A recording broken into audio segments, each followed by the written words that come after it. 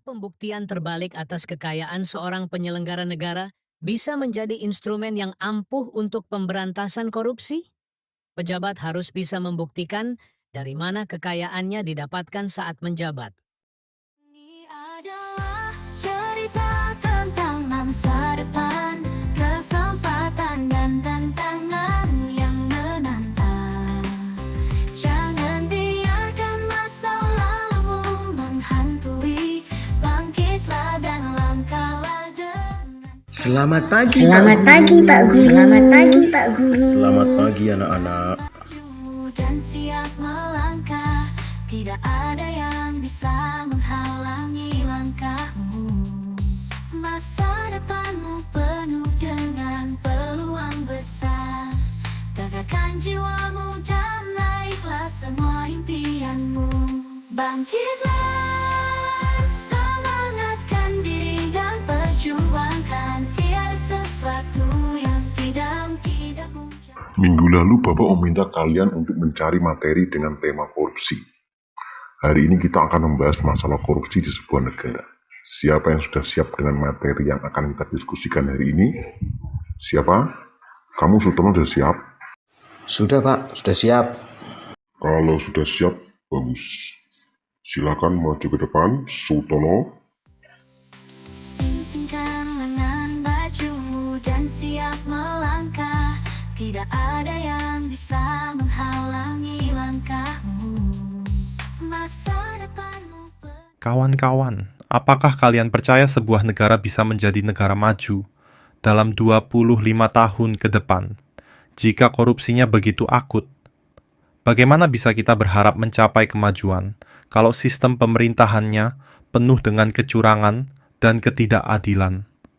Korupsi tidak hanya merugikan keuangan negara, tapi juga menghancurkan kepercayaan masyarakat pada pemimpinnya.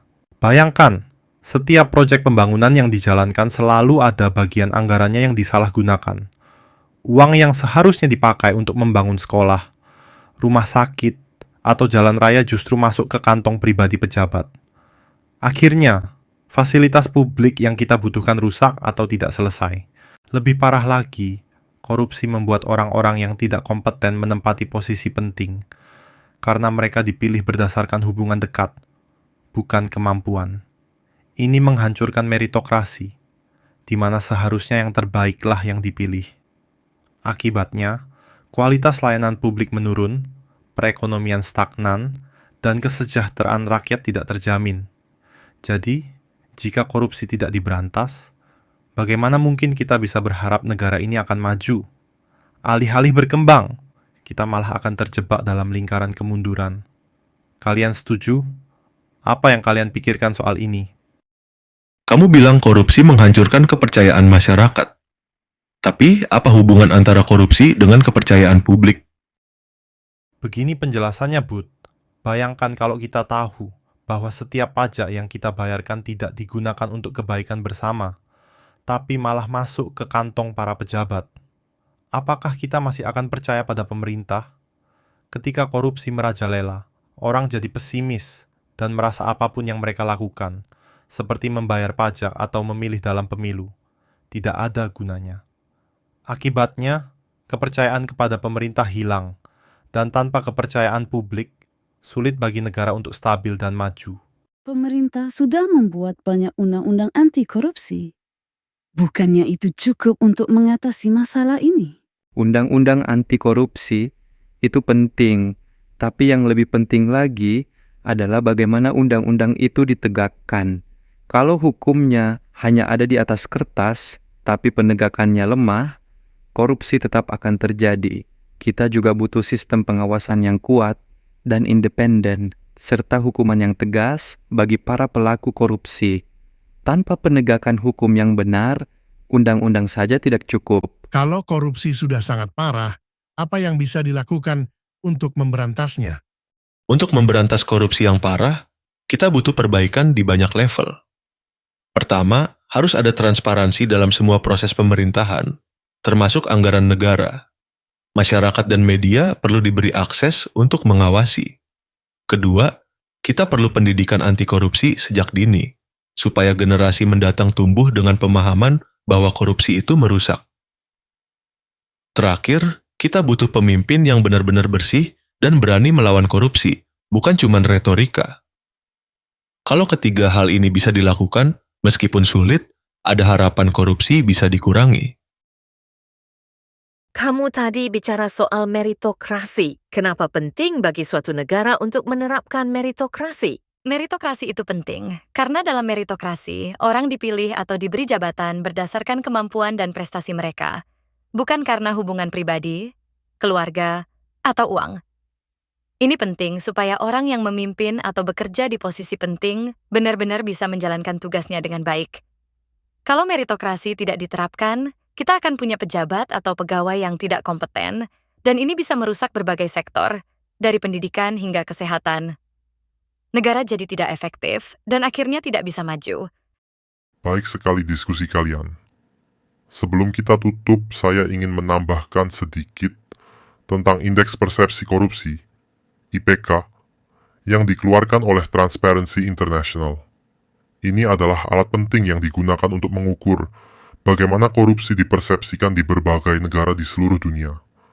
IPK memberikan skor kepada negara berdasarkan persepsi tingkat korupsi di sektor publik. Skala IPK berkisar dari 0 hingga 100, di mana 0 berarti negara tersebut dianggap sangat korup, 100 berarti negara tersebut dianggap sangat bersih atau bebas dari korupsi. Skor negara, ini 37. Skor tertinggi di dunia adalah negara Denmark, 88. Skor 37 bisa diartikan dari 100 orang pejabat hanya 37 yang jujur. Pak, apakah pembuktian terbalik atas kekayaan seorang penyelenggara negara bisa menjadi instrumen yang ampuh untuk pemberantasan korupsi? Pejabat harus bisa membuktikan dari mana kekayaannya didapatkan saat menjabat. Pertanyaan yang sangat bagus. Pembuktian terbalik dalam konteks korupsi memang sering dianggap sebagai instrumen yang ampuh untuk melawan korupsi.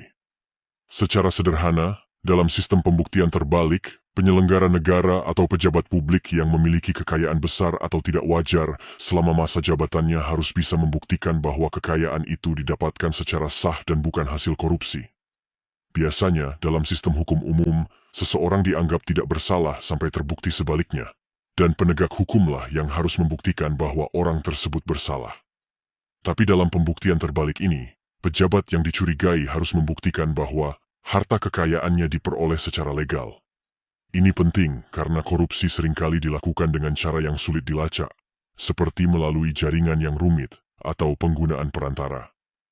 Ketika seorang pejabat tidak bisa membuktikan asal-usul kekayaannya yang mencurigakan, maka hal itu bisa menjadi indikator kuat adanya tindakan korupsi. Mengapa ini bisa ampuh? Memaksa transparansi. Pejabat tidak hanya harus jujur dalam jabatannya, tapi juga dalam hal kekayaan pribadinya. Deterrence, pencegahan. Dengan adanya kewajiban ini, calon pelaku korupsi akan berpikir dua kali, karena mereka tahu bahwa kekayaan yang mereka peroleh secara tidak sah bisa dipertanyakan. Pemeriksaan yang lebih efektif. Ini membantu mempercepat proses pemberantasan korupsi, karena bukti-bukti yang dihasilkan lebih jelas dan langsung terkait dengan kekayaan yang dimiliki. Namun, perlu diperhatikan bahwa sistem ini harus diimbangi dengan aturan yang adil dan proses hukum yang kuat, supaya tidak disalahgunakan untuk menjatuhkan orang yang tidak bersalah. Jadi, ya, pembuktian terbalik bisa menjadi instrumen yang ampuh untuk memberantas korupsi, terutama jika dijalankan secara tepat dan transparan. Saya pikir sudah cukup diskusi hari ini anak-anak. Waktunya sudah habis dan selamat siang. Selamat siang, Pak.